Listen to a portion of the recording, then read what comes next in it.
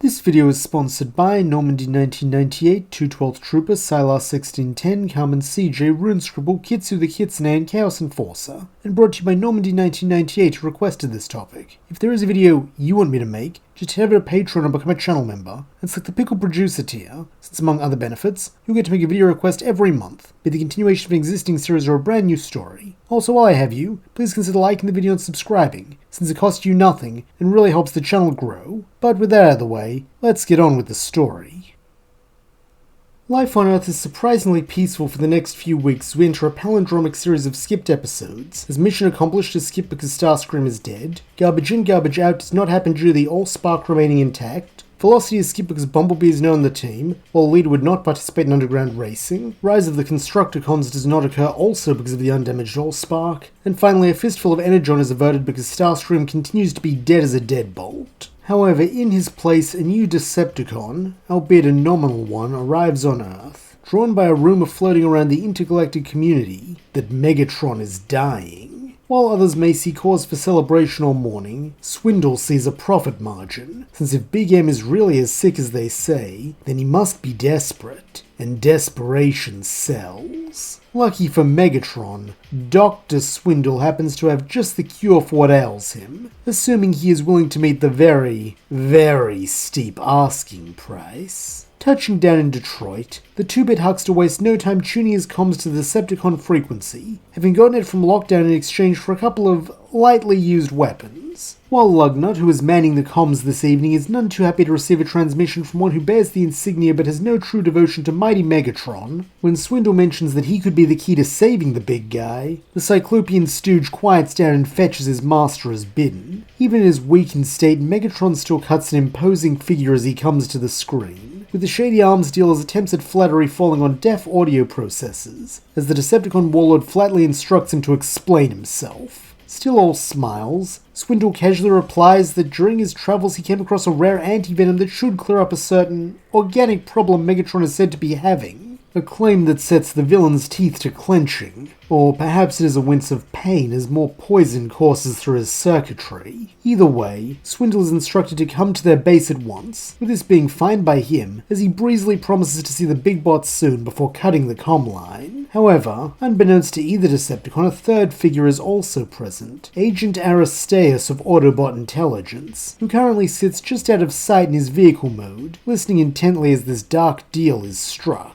Likewise, when Swindle sets off, Aristas follows, attempting to tail his quarry at a distance, though there is one problem with his plan. In his haste and relative inexperience, the intelligence agent had not thought to scan an Earth vehicle, making him easy for the ever-shrewd Swindle to spot even in the midst of city traffic, especially when he throws in a couple of detours and the other clearly Cybertronian vehicle promptly follows. Luckily, this is not his first time being hunted, either by law enforcement or a less than satisfied customer, so naturally Swindle is prepared, pulling into an alley and deploying a holo decoy that drives off in the direction he was going, with the eager little Autobot chasing after it just as planned. Chuckling to himself that that holo projector was worth every Energon cube, the slimy profiteer then gets back on his planned route, while as for Aristas, by the time the hologram fades and he realizes he's been chasing the wrong SUV, Swindle is long gone. Meanwhile, back at the production plant, the Autobots receive a call from Captain Fanzone about some sort of alien car causing trouble downtown, with the group quickly surmising this must be the Decepticons as they transform and roll out. However, when they arrive at the scene, they find a compact yellow car racing through the street at an unsafe pace, clearly in a state of panic, and as expected, when Ratchet lifts him up with his electromagnet, the speedster transforms, proving himself to be a short and young-looking Cybertronian. Still fearing he may be a new Decepticon, Prowl demands to know who he is while readying a shuriken, a question Elita, Optimus, and Ratchet would also like answered, though before Aristas can give his name, Bulkhead breaks out in a wide grin and cheers that he knows this bot, and that they're old buddies from boot camp. At once, all optics turned to him, with the Green Bruiser recounting how Aristas helped catch a spy during their training, and went on to become a big-shot intelligence agent, before asking how his little buddy's been. Puffing at his chassis as though he weren't caught in a magnet, the yellow speedster grins that he's been on the up and up since then, and now he's here to help them rout out any cons skulking around. Which reminds him that no-good hustler Swindle is on his way to meet up with Megatron with some sort of anti-venom, whatever that is, so they need to hurry and stop him.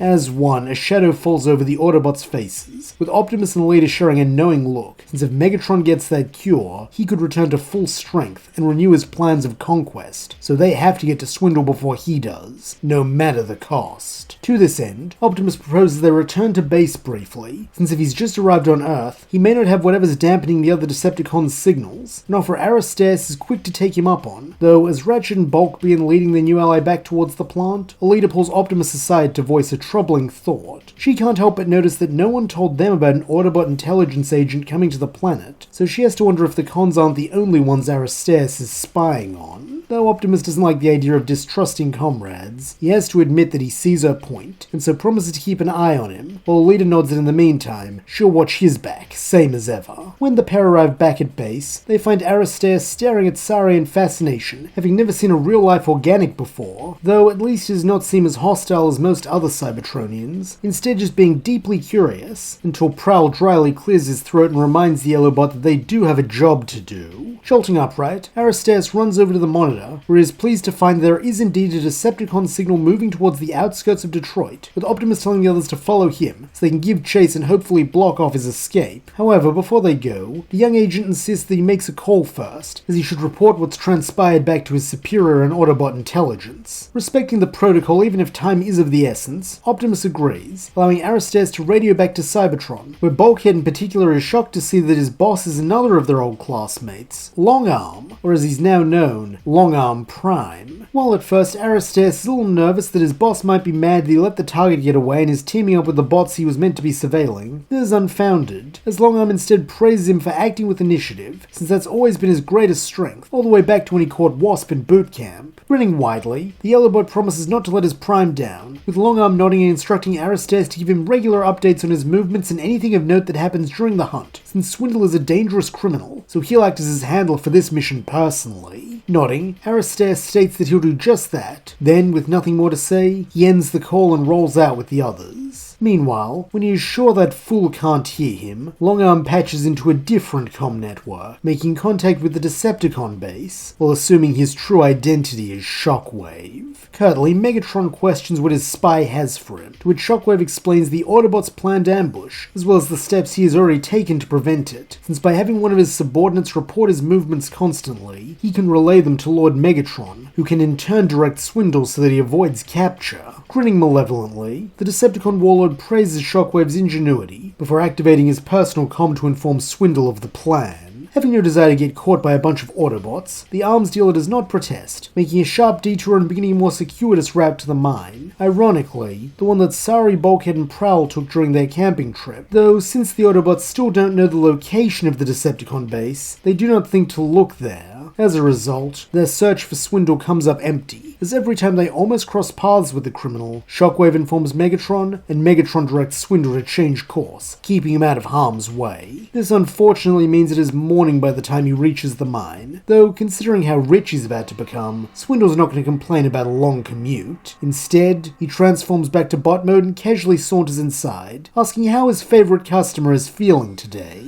Evidently not in the mood for Swindle's used car salesman shtick, Megatron growls at him to show him the anti-venom at once, though, tutting slightly, Swindle leers that first they need to discuss the small matter of payment. From the exasperation in the warmonger's sigh, Swindle can tell that he has him over a barrel, and pressing this for everything it's worth, he initially suggests that he wants the promise of territory when Megatron finally completes his glorious conquest of Cybertron, adding the Prince of Polyhex has a nice ring to it and will look great on his business cards, before immediately discarding the idea, since that sounds like way too much accountability. On second thought, he'd rather have exclusive shipping rights to Cybertron all its colony worlds following the Decepticon takeover, and of course a written promise that Megatron will never scrap him. Not that he doesn't trust Big M, it's just that he's played this game enough times to know that without these kind of assurances, he could be blasted the moment he hands over the cure. Growling once again, Megatron agrees to each of these terms with exceedingly poor grace, though this is enough for Swindle, who pulls out a vial of organic fluid and hands it to Blitzwing, who immediately begins administering it. As he does, the Conbot explains how he picked that beauty up on a little world called Arca 7 while doing a bit of light scavenging, and while he had no idea how useful it would be at the time, he's never been one to discard something that could prove profitable in the future. And speaking of the future, Swindle does warn that since the anti-venom is organic, not cybertronian, it will take time to restore Megatron to his full strength, though he wishes the big guy a swift recovery, since now that their deal's done, he's got places to be, bots to see. However, it seems Megatron has other ideas, as when Swindle attempts to make for the exit, Lugnut blocks his path. While smirking slightly, the Decepticon commander states that Swindle isn't going anywhere, at least not until his supposed miracle cure has worked exactly as advertised. Gulping audibly, Swindle tries to adopt a winning smile as he asks if his old friend doesn't trust him, though this just causes cruel amusement to glint in Megatron's red optics, as he calmly replies, "No."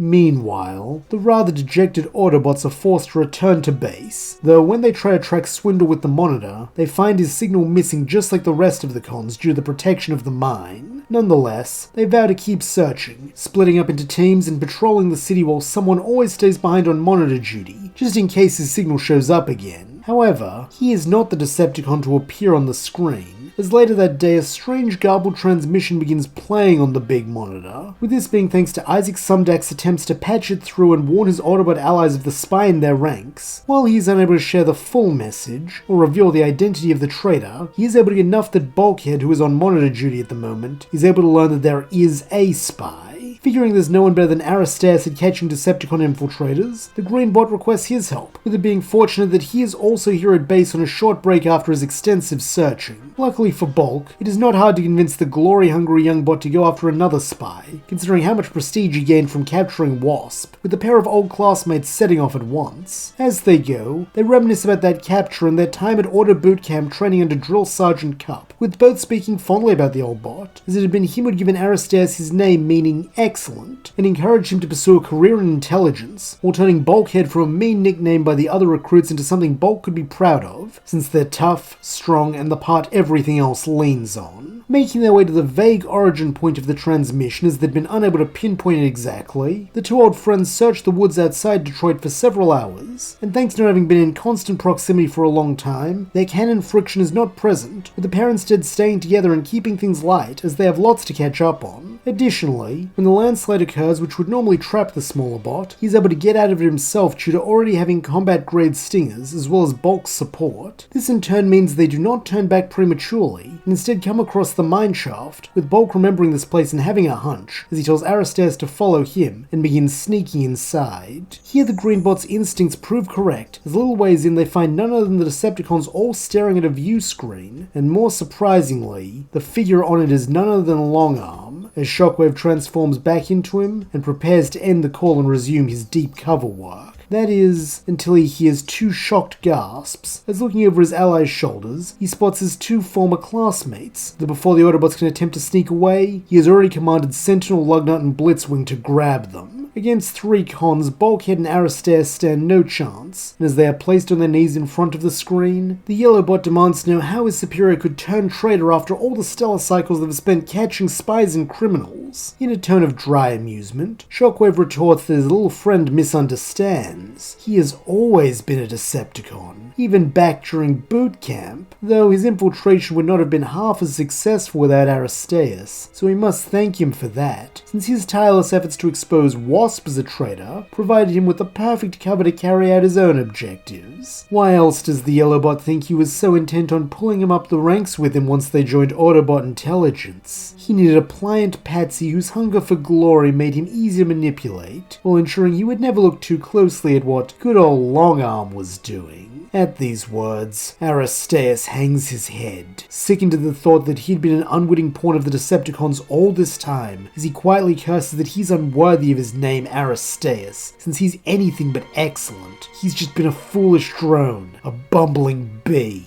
Reaching out a servo to place on his shoulder, Bulkhead assures his buddy that everyone makes mistakes, Though in that moment the disgraced agent doesn't want to hear it, instead marshalling his courage as he defiantly asks what Shockwave's gonna do with them. Have them killed? Though smirking slightly, Megatron assures his captive that that will come in due time. But first, he intends to put them both to good use finishing his space bridge. Meanwhile, back at the plant, Optimus and a few others have returned from their patrol, only to find neither Aristas nor Bulkhead are anywhere to be seen. At first they assume the pair have simply gone off to continue the search for Swindle, but as the hours pass with no word from either bot, surprise gives way to concern, and concern to worry. As if to soothe this, a transmission from Long Arm Prime comes through, with the intelligence chief calmly explaining that Agent Aristas detected Swindle's energon signal leaving the planet and initiated pursuit, with Bulkhead accompanying him to provide support. In a tone of professional courtesy, Long Arm apologized for redeploying a member of Optimus's unit without prior consultation, but stresses that time was of the essence if they were to avoid losing the fugitive's trail. However, he will ensure that Bulkhead contacts the team as soon as circumstances allow, though that may not be for some time, as Aristas' last report indicated that Swindle was attempting to hide within a nebula known for disrupting long-range communications. Nodding his understanding, Optimus thanks the other Prime for the update, while beside him, Sari groans that she hopes Bulkhead knows what he's gotten himself into. In a comforting tone, Elita assures her small friend that he'll be fine. He's one of the toughest bots she knows after all, though just how true that is remains to be seen, as deep within the mines, Bulkhead and his yellow companion have already been put to work on the space bridge. For Aristas, this is something like a nightmare, as on top of the axle-breaking labor of constructing the bridge, he must contend with the fact that he is once again helping the Decepticons, though now without the blissful ignorance that has shielded him throughout his career. In contrast, Bulkhead is in his element. Since he's one of the galaxy's foremost space bridge engineers, he knows precisely what to do, with even the nature of his imprisonment failing to dampen his spirits. However, the same cannot be said of the third member of their impromptu construction crew, that being Sentinel, whose humiliation he fears may have finally reached its zenith, as despite his best efforts, he is back to being a maintenance bot working on a space bridge, no different from that lumbering malfunction Bulkhead. Though, that isn't quite true, since if anything, Bulkhead is better off than him at this point, as Megatron has given him near total control of the project, trusting the big dumb mudflap is too clueless to plot against him. Meanwhile, despite being as much a prisoner as the Autobots, Swindle has managed to avoid this unedifying assignment through a mix of fast talking and the fact that he's too much of a flight risk to be allowed to move through the mine unsupervised, having already made at least a dozen escape attempts, each of which ended in failure, and a barrage of excuses as to why he should not be scrapped for his treachery. Though in truth, Sentinel understands wanting to leave, as the thought has crossed his mind more than once in the last few weeks, to simply vanish in the night while Megatron is too weak to hunt him down, since when he joined, he was promised power, purpose, and everything the Autobots denied him. Yet,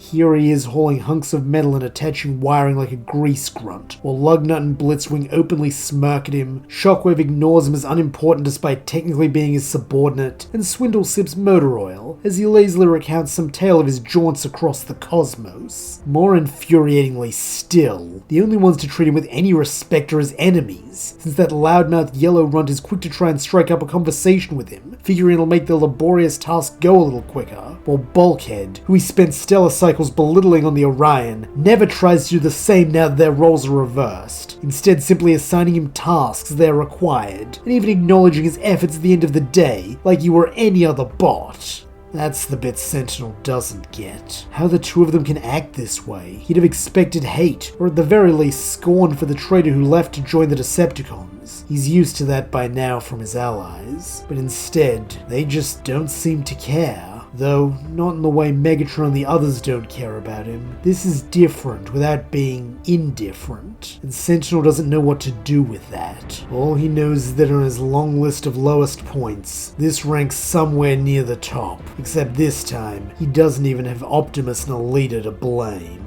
In fact, in the days that follow, his mind wanders to them with increasing frequency, especially their assistance during the Headmaster incident. The more he thinks about it, the less he likes how he left things between them. Not out of remorse, of course, but because he allowed himself to fall into their debt. That's something he simply cannot stand, so it's time he settles the score. And if that happens to put him in a position where he doesn't have to haul any more space bridge parts, all the better. To this end, when he's sure no one is looking, He activates his comm, since unlike the Autobot prisoners, his can penetrate the thick walls of the mine. Though, instead of doing anything that might be picked up by Shockwave, he simply allows it to stay on the last frequency he called. Meanwhile, back in Detroit, Optimus and Elita both feel the incoming call, and remembering how dire things were the last time their former classmate contacted them, they don't hesitate to pick up. At first, only static greets Optimus and Elita, a thin wash of white noise that rises and falls unevenly. Then, slowly, something more takes shape in the soundscape, the grind of metal on stone, the metallic thud of heavy beams being shifted, the echoing scrape of a tool striking against rock, with the background acoustics alone being enough to suggest a cavernous environment, far larger than any structure within the city. After a moment, familiar voices filter through, warped by distance but unmistakable. Bulkhead's deep cadence comes first, accompanied by the sound of something being forcibly levered into place. There is strain in his tone, though more from the weight of the object he is handling than from distress, and he speaks with a kind of focused calm that is unique to when he is working. Aristas' higher, sharper voice comes next, coloured by irritation and exertion. Judging by the rapid shuffling of his stabilizers and the clatter of smaller mechanical parts, he is in the midst of moving quickly, though, as is his way, even this does not silence his motor mouth. From the sound of things, the two of them seem to be working in tandem, their movements rhythmically aligned, even through the comm's distortion. Then a new sound intrudes, a barked command from a deeper, harsher voice. Blitzwing's rage form by the sound of things, with the echo of it startling Aristas into dropping something metal, which hits the stone floor with a resonant clang. At once, Bulkhead shifts his tone, trying to defuse the situation, but the Decepticons' irritated rumble indicates the pair are under tight and unpleasant supervision, with a sharp yelp from Aristas suggesting any mistake is answered by cruel discipline. Whether the yellow bot says anything in response is unknown to the eavesdropping pair, as at that moment the comm crackles violently, as a surge of ambient energy pulses through the area, accompanied by the low oscillating hum of a power conduit beginning to charge up. This seems to please Blitzwing, and another drawling voice who Optimus and Elita don't know, though when Bulkhead speaks again, he sounds thoughtful, noting that the warp calculations are proving unstable due to the density of the surrounding rock. He then adds that maintaining a reliable space bridge junction while this deep underground is an engineer's nightmare, both because the overhead strata interfere with signal resonance, and because the natural pressure of the Earth shifts the metal supports more than they would on the surface. To anyone else, this might sound like mere technical chatter, but to Optimus and Elita, both of whom are veterans of space bridge repair, it's a map, as they now know that their friends are in a subterranean location that has a lot of natural stone, which is creating interference in all long-range signals, as well as a broad open chamber, large enough for a fully operational space bridge. There is only one place near Detroit that matches such a description: the old mine. Evidently feeling they have enough information to go off of, or perhaps simply fearing that he's maintained the transmission for too long, Sentinel's comm cuts to silence, leaving Optimus and Elita to give each other matching grim looks. While they don't know why their friend-turned-foe shared that with them, they do now know several things they would not have been able to without him. Bulkhead and Aristas are alive and still on Earth. They are being held captive by the Decepticons, and they are somewhere deep beneath the old mine, helping construct what can only be a space bridge. And worst of all, from the sound of it, the project is nearing completion, which means they are out of time.